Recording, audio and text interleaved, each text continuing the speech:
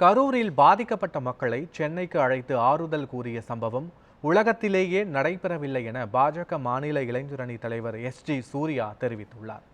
சென்னை வியாசர்பாடி அண்ணா சாலை பகுதியில் அமைந்துள்ள முத்துராமலிங்க தேவர் சிலைக்கு பாரதிய ஜனதா கட்சியின் சார்பாக அக்கட்சியின் இளைஞரணி மாநில தலைவர் சூர்யா மாலை அணிவித்து மரியாதை செலுத்தினார். இதையடுத்து பாஜக சார்பாக 108 பால் குடங்கள் ஊர்வலமாக கொண்டு வரப்பட்டு பால் அபிஷேகம் செய்யப்பட்டது.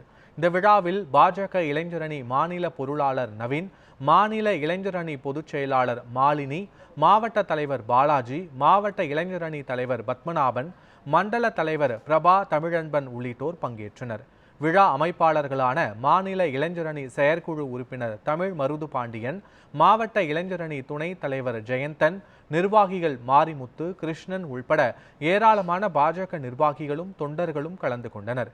இதையடுத்து செய்தியாளர்களுக்கு பேட்டியளித்த பாஜக இளைஞரணி தலைவர் சூர்யா, கரூர் சம்பவத்தில் உயிரிழந்தவர்களின் குடும்பங்களை சென்னைக்கு அழைத்து வந்து ஆறுதல் கூறிய சம்பவம் உலகிலேயே எங்கும் நடைபெறவில்லை. இதை மக்கள் எப்படி எடுத்துக்கொள்வார்கள் என்று தெரியவில்லை என்றும் கூறினார். விஜய் கட்சியில் என்ன சொல்றாங்கன்னா, இந்த மாதிரி மாநில அரசாங்கம் எங்களுக்கு கரூர் செல்வதற்கான உரிய அனுமதியோ தகுந்த பாதுகாப்பையோ வழங்கவில்லை, அதனால இந்த மாதிரி நிகழ்வை ஏற்பாடு செஞ்சிருக்கோம் அப்படின்னு சொல்றாங்க.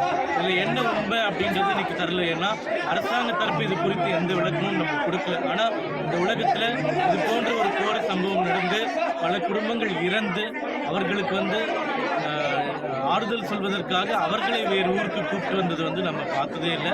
முதல் முறையாக இப்படி ஒரு அற்புதம் நடந்திருக்கு. இதை எப்படி மக்கள் எடுத்துக்கொள்கிறார்கள் அப்படின்றது நம்மளுக்கு தெரியல. போக போக தான் நம்மளுக்கு புரியும். இல்லை, பாரதிய ஜனதா கட்சி சார்பாக தேவரையாவுக்கு அந்தந்த காலகட்டங்களில் எல்லா மரியாதையும் நம்ம செலுத்திக்கிட்டே இருந்தோம்.